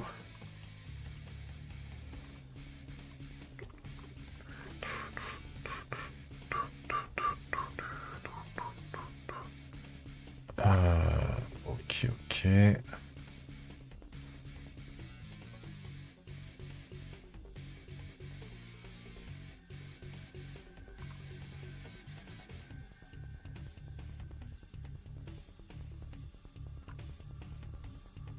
Ouais, donc du coup, il reste que ça. Mais du coup, quand il fait MariaDB comme ça veut dire que...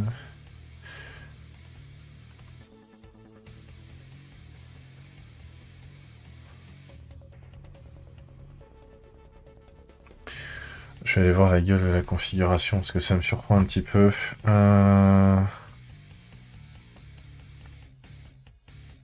Bon, ça, on s'en fout. Ce qui m'intéressait, c'était... URL, DB, voilà. Ça supporte le SQLite. On a une page... Waouh. Ah oui, d'accord, ok. Il se base sur une bibliothèque qui s'appelle Sequelize et qui supporte MySQL, MariaDB, SQLite, PostgreSQL.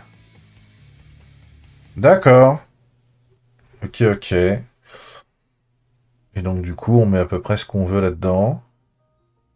Non, le dialecte, il dit a priori...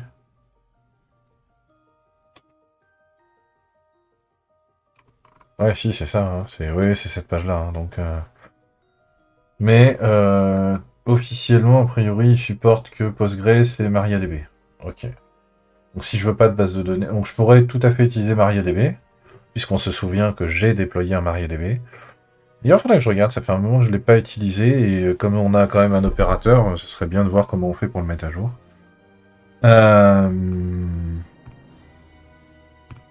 Ok, ok. Donc là, typiquement, on voit, on peut utiliser soit ces variables-là, soit la variable dburl, on fout tout dedans. Typiquement, c'est ce qui a été fait là. dburl et on fout tout dedans. Puisque de toute façon, on déploie un Postgre dans lequel on a tout foutu. Donc voilà. Ensuite, on a quoi? Forbidden Not IDs. Ouais. On a des file systems. On a de l'upload time où on a plusieurs trucs, dont du Minayo, mais ça m'intéresse pas. Source URL, il n'y en a pas. On a un static cache, donc a priori il générerait des versions statiques des pages. Et il les garde en cache. Donc on peut le tenter comme ça si on veut. Ensuite on a le chemin pour les pages par défaut. Le DHParam, ça c'est si on gère le certificat directement au niveau de l'appli. Dans la pratique, on le fait jamais. Hein. On le fait quasiment jamais. On a plutôt tendance à vouloir foutre un un serveur web, un reverse proxy dans le cas de Kubernetes ou de Docker, ce genre de choses, mais pas le...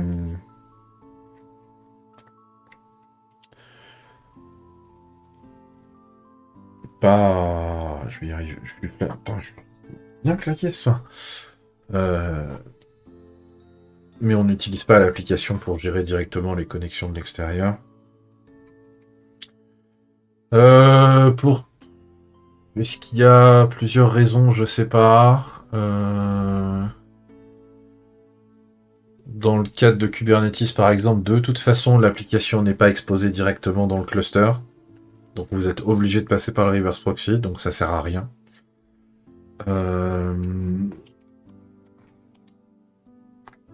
Typiquement, là, vous avez un système... Ouais, j'allais dire une connerie, parce qu'en fait, si on a un système de cache local, mais si on utilise un CDN entre deux, de toute façon, la plupart des CD de maintenant imposent une connexion HTTPS entre leur plateforme et la vôtre. Donc je raconte peut-être une connerie là.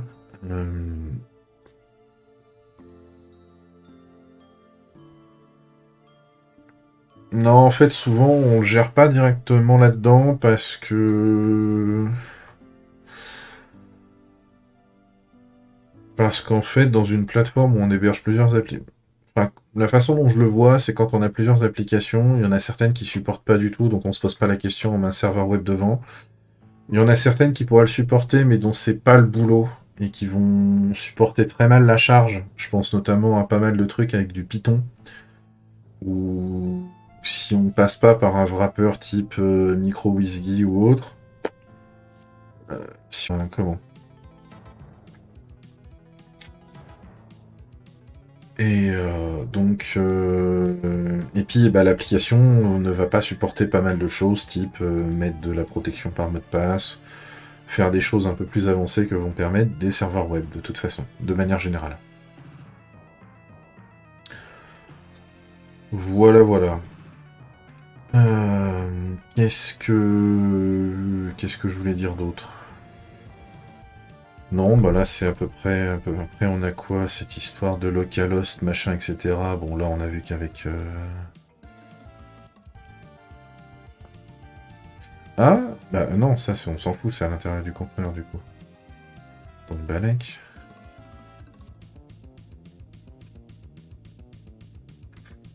Bon, Balek.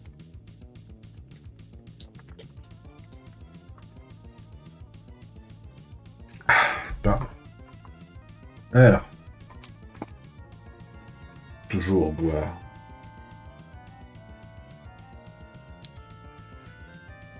Alors. Ah, je suis content, ça s'est un peu calmé là, j'ai perdu que 830 paquets ce soir. Par rapport à la semaine dernière, on était à 40%. Alors, c'est quoi ça, tout ça? Sécurité, CSP, machin, ouais. Ça, c'est ce qu'on a vu, le CSP, c'est ce qui empêchait les scripts de charger. C'est toujours très compliqué à mettre en place ce genre de choses sur une application web, à moins de vraiment maîtriser l'intégralité des ressources qui sont chargées par son application web. C'est toujours très facile d'oublier. Donc le CSP, hein, pour ceux qui ne sauraient pas ce que c'est, l'application renvoie un en-tête HTTP qui contient comme directive et surtout comme information toutes les sources autorisées pour la récupération et l'exécution de scripts. Dans un monde complètement ouvert, vous chargez un script JavaScript de n'importe quelle source. Donc vous allez sur ma page ou sur mon blog par exemple.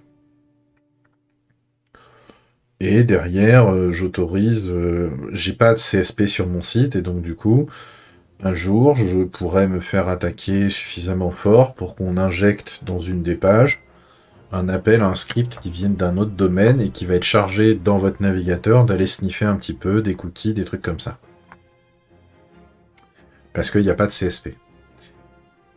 Sauf que je maîtrise pas, je le mets pas en place parce que je maîtrise pas tous les aspects de mon blog. Et du coup, si je le fais, j'ai 9 chances sur 10 de le péter tout court. Tout simplement. Aussi bien sur la partie visiteur que sur la partie admin. Donc du coup, je préfère éviter pour l'instant de le faire. C'est très compliqué à mettre en place.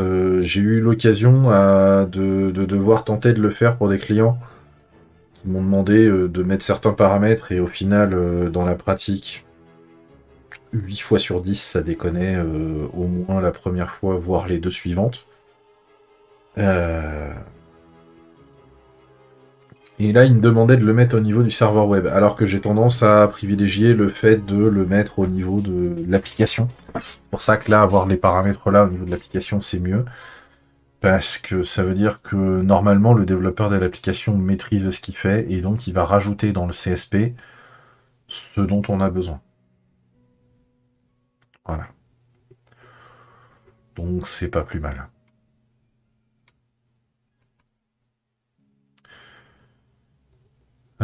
Tac, tac, tac, on s'en fout. Ensuite, on a quoi? Le Gravatar. Donc ça, c'est si on se connecte. Donc Gravatar, c'est un site web sur lequel on crée un profil avec une adresse. Bon là, de toute façon, ils ont tendance à vouloir faire plus, mais moi, en gros, c'est j'ai créé le compte et j'ai foutu mon avatar dessus et c'est tout.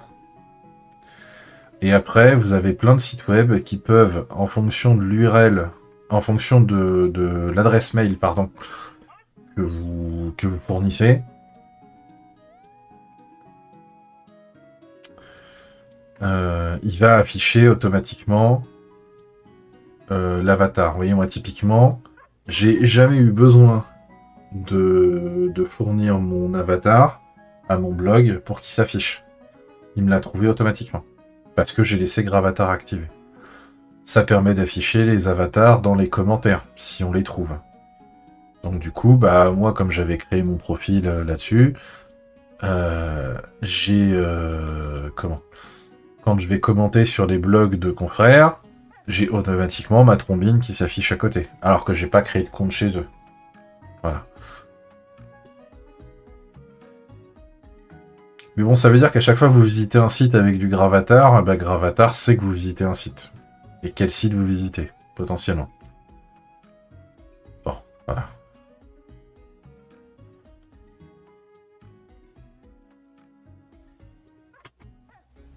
Et du coup, on a LibreAvatar en... D'accord.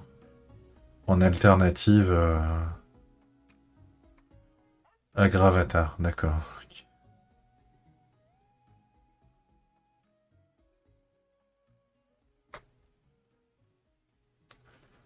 Ok, ok. Bon.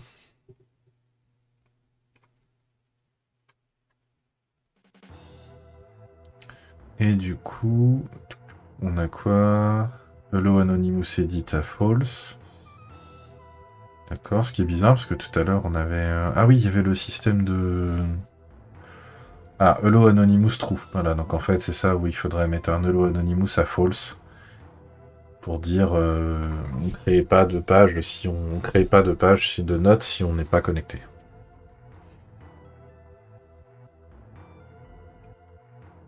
Ok. Du coup, on a quoi? Require free URL authentication. False. Ouais, non, ça on s'en fout. Ensuite, on a quoi? D'accord. Et après, on a les login méthodes, on a le email. Et après, si vous voulez utiliser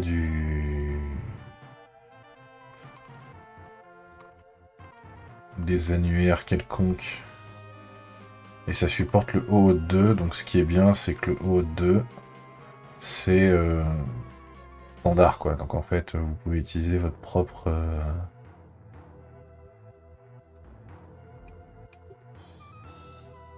Alors par contre, c'est dit que le CA... Oh, la doc, elle est pas à jour, là. Si on utilise un CA qui est pas trusted par Node.js, Node.js supporte toujours pas? Attends. Ouais, 2015, ouais, ça va, à un moment donné...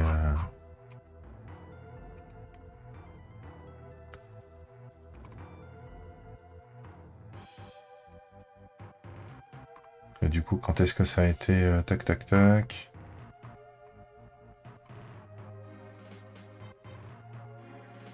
Bon, il y a des trucs qui sont pas rangés comme il faut parce qu'on voit que 2016 et c'est encore ouvert. Mais bon, oui, 2015, à un moment donné, normalement, ça devrait être supporté. Ok, ok. Ça supporte aussi le protocole SAML. Un jour, il faudra vraiment que je me remette dans le détail quand la différence entre les deux là. Ok, ok. Ok, ok. De toute façon, un jour, il faudra que je m'intéresse au SSO. Parce que en multipliant les applications dont certaines n'ont pas de méthode d'authentification, genre typiquement actuellement, euh, sur certains trucs que j'ai déployés dans mon cluster cube, euh, il y a un basic authentication parce qu'il n'y a rien d'autre comme méthode d'authentification. L'idée, ce serait de remplacer ça par un truc un peu plus costaud à base de OAuth 2, puisque de toute façon, Refic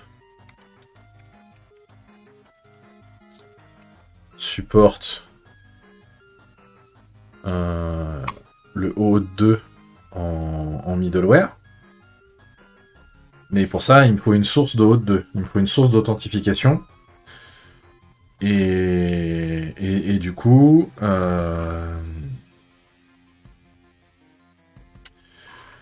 il va bien falloir que je me pose la question de dire, il me faut une source d'authentification qui fait de l'OAuth 2. Et on l'a vu dans Joplin, j'ai soit Keycloak, même si là ça parle de passkeys, donc paniquez pas. J'ai pas prévu de le faire dans un premier temps. Mais par contre, c'est où? Non, je l'ai pas noté là. Merde. Je l'ai pas noté là. Je l'ai pas noté là. Ah, pas cool. Pas cool, pas cool.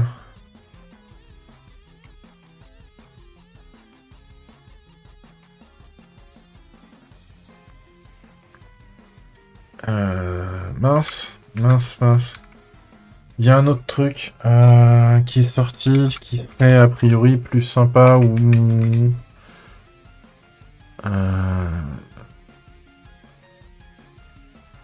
Game Boy Authenticator. J'adore les mecs qui ont que ça à faire.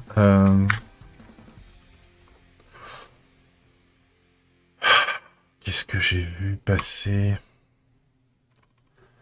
Non, non, non plus. C'est Otelia? Je sais plus. Open source.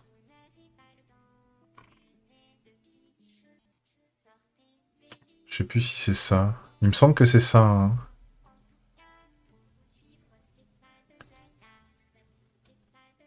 Ouais, c'est ça, c'est écrit en Go. C'est exactement ça, parce que derrière Keycloak, c'est un truc un peu énervé à base en Java, je crois, hein, si je dis pas de bêtises.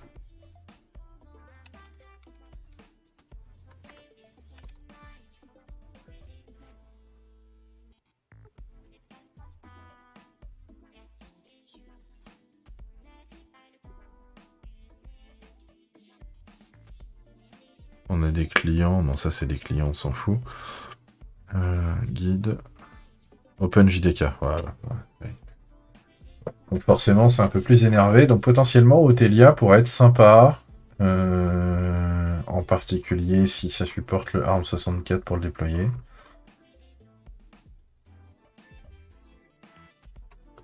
Voyons voir. Gna, gna, gna. Ça supporte OpenID Connect, WebAuthn. Ah ouais, pas mal. Hein. OAuth 2, parfait.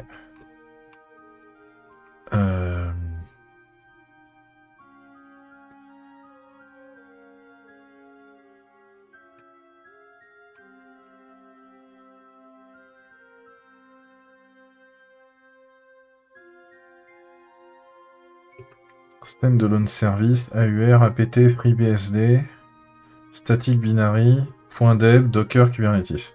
Vous voyez, typiquement, si je voulais l'installer sur Rocky Linux, il faudrait que je me démerde tout seul. Ou que je le fasse avec de la conteneurisation. Pas cool. Pas cool, pas cool. Ça supporte après derrière. Vous voyez, un des trucs qui m'intéresse, c'est que du coup, j'ai une identité avec du MFA dessus. C'est pas juste du login mot de passe. Et surtout, j'aurai qu'une seule identité pour toutes les applis, en fait.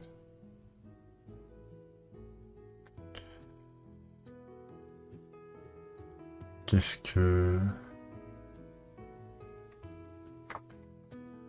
Ça marche toujours, là, on est d'accord?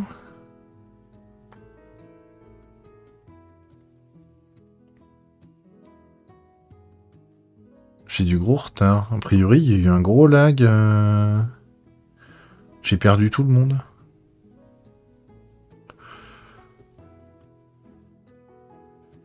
Ah oui, j'ai 30 secondes de décalage. Qu'est-ce que c'est que ce bordel, là?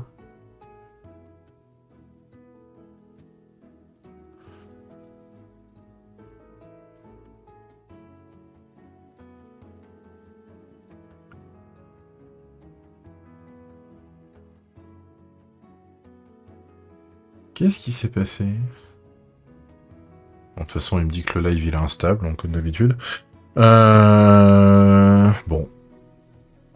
Bon. En réalité, j'ai rafraîchi et j'ai plus de chat. C'est pas grave. Non, c'est pas grave, j'ai toujours à gauche. D'accord, donc il y a eu un délire. Désolé. Désolé. Je sais pas ce qui s'est passé. Et du coup, je suis à combien là? Ouais, je suis déjà à 33 machins, et là vous êtes encore à 32 machins. J'ai 30 secondes de retard sur le live. Incroyable. C'est... décidément. Quand ça veut pas, ça veut pas. Hein. Bref.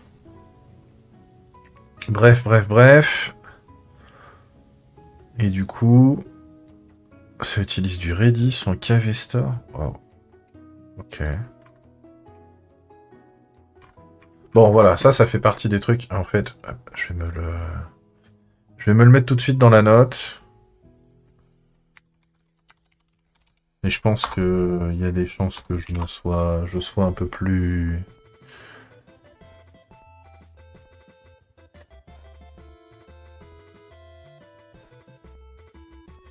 je sois un petit peu plus, voilà, enclin à utiliser ça sur mon cluster cube que Keycloak.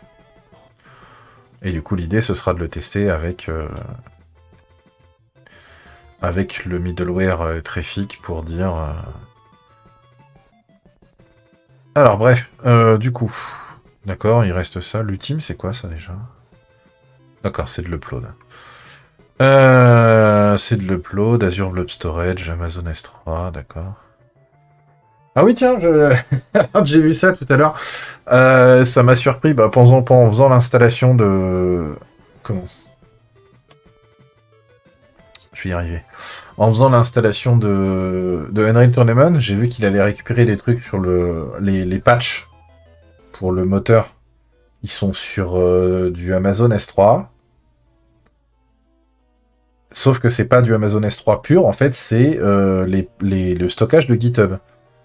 Donc, alors, historiquement, effectivement, GitHub a toujours été hébergé sur AWS, sur Amazon Web Service, mais sauf que GitHub a été quand même racheté il y a très longtemps, quand même, maintenant. Enfin, il y a très longtemps.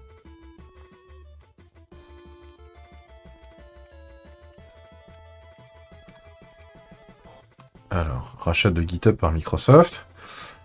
Ça date de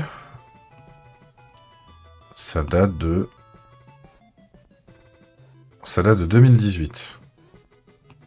Donc ça fait 6 ans. Et ils ont toujours pas déménagé d'AWS. Et donc en comprenant que les artefacts et les fichiers, vous voyez, quand on est sur une... alors je l'aurais peut-être pas dans ce dépôt-là, mais...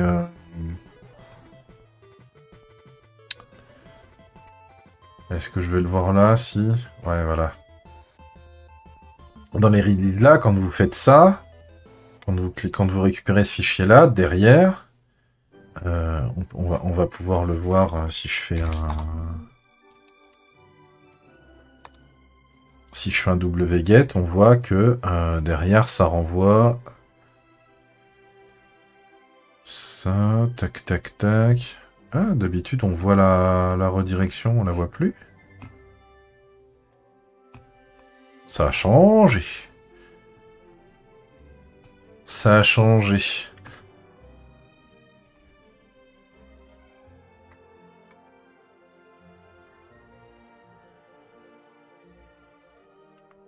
Et comment?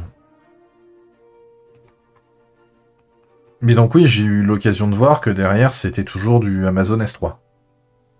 6 ans après. Donc on s'attendait à ce que GitHub déménage sur Azure parce que Microsoft. Et au final, c'est toujours pas fait. Et donc ils continuent toujours de payer.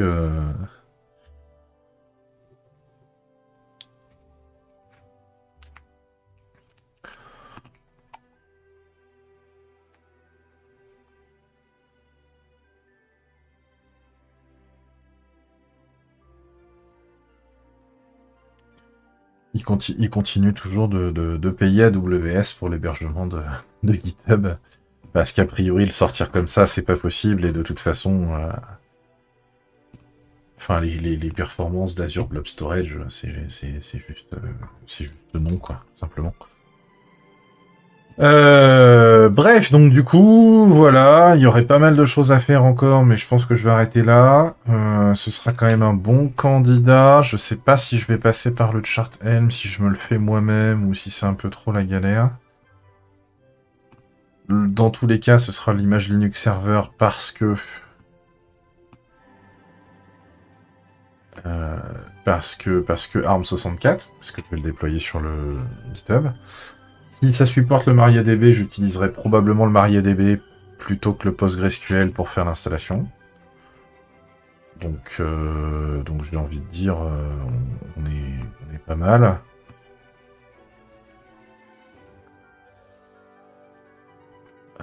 Il y a juste un million de variables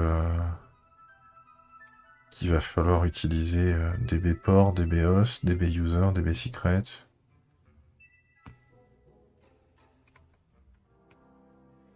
Ce qui est bizarre, c'est que là, ils mettent pas de type de base de données, mais donc du coup, ça veut dire qu'ils balancent un hardcode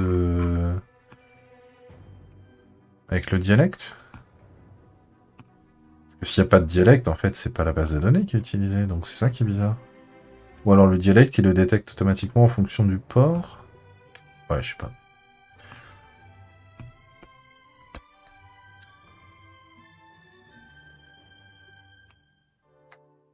Donc en tout cas, on a quand même très peu de paramétrage directement.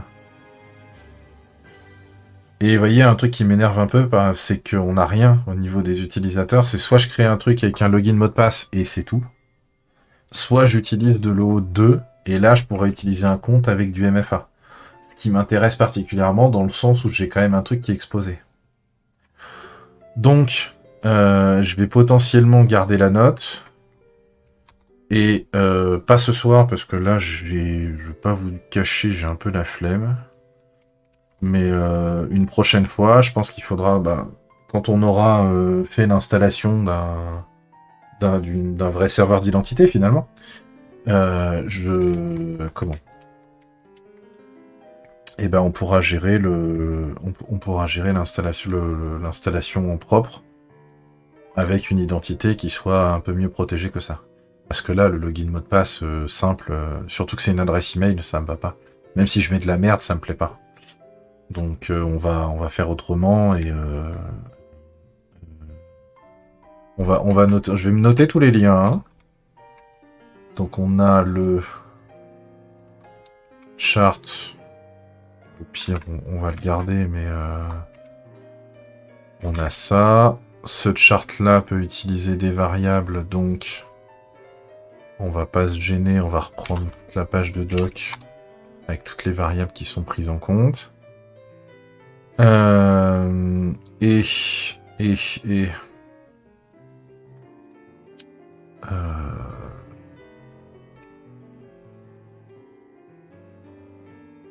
Ah, et du coup, on va se mettre un petit warning. Ah, il le prend pas en compte. Alors, on va le faire à l'ancienne. Voilà. Attention. Installer un provider OO2 avant. CF Otelia. Voilà, ça. Est-ce que ce serait pas le truc qu'on se ferait la semaine prochaine finalement du coup? Est-ce que ce serait pas le truc le plus logique? En termes de calendrier, ça dit quoi? Là, on est le 6. On est le 6. J'ai encore le 13 et le 20, et après, je suis en vacances pour 2 semaines. Sachant que le 3 janvier, je sais pas si je serai rentré. Je préfère le dire tout de suite. Donc en vrai, ouais, on peut se faire ça. Hein. La semaine prochaine, comme ça, on a déjà le programme, en fait, tout simplement. On a déjà le programme, et du coup, on pourra se... Et je ferai le test de remplacer... typiquement, c'est sur SmokePing, c'est un basic auth avec un utilisateur en mot de passe. Et à tous les coups, c'est celui-là. C'est celui-là. Ah, mais oui, du coup, c'est vrai que j'ai ça, je suis con. J'avais oublié que j'avais cet outil-là. Parce que du coup... est-ce que...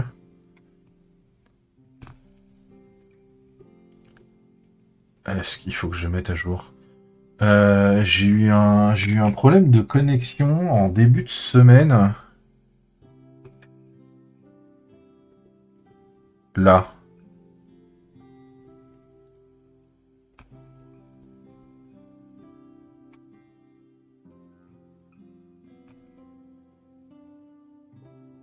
Yes, c'est ça. Donc ça a couru jusqu'à... Si je fais ça... Ouais, même dans la matinée, c'était encore un peu galère. Ça m'a pété dans les pattes... vers 23h. Ouais, donc en fait, là, comme c'est agrégé, j'ai pas plus de précision, mais... Et c'est revenu qu'à 2h du matin. Ouais, parce que j'étais en train de jouer, j'étais connecté à mon Mumble, et d'un seul coup, plus rien.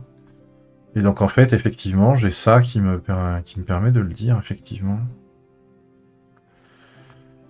C'est vrai qu'on a ça. C'est vrai qu'on a ça. Bon, eh ben ma foi, donc allez, je vais arrêter là pour ce soir. Je vous cache pas que le replay sur YouTube ce sera un petit peu aléatoire parce que ben ce week-end je vais être un peu pris et je pars le matin relativement tôt puisque je pars vers 9h, il me faut quand même 1 heure pour aller à la Cité des Sciences. Ça se termine à 18h et je sais pas à quelle heure je rentre. Et pareil dimanche. Bon, du coup ça risque d'être un peu plus long que prévu pour faire le truc. J'essaierai quand même de faire ce qu'il faut. Et donc la semaine prochaine, on va se faire une installation de Otelia pour essayer de faire notre première application, notre première OO2 pour... Parce que, honnêtement, hein, c'est un outil où je connais les grands concepts, mais en vrai, j'ai jamais utilisé en pratique, j'ai jamais configuré en pratique, donc du coup, il y a plein de choses que je ne sais pas faire, donc ça va être l'occasion vraiment de mettre en place. Et donc on testera avec le middleware Traffic sur ce SmokePing. Voilà. Sur ce, je vous souhaite une bonne fin de soirée. Et on se retrouve la semaine prochaine. Et entre-temps, sur Internet, Blue Sky en priorité. Voilà. Allez. Ciao.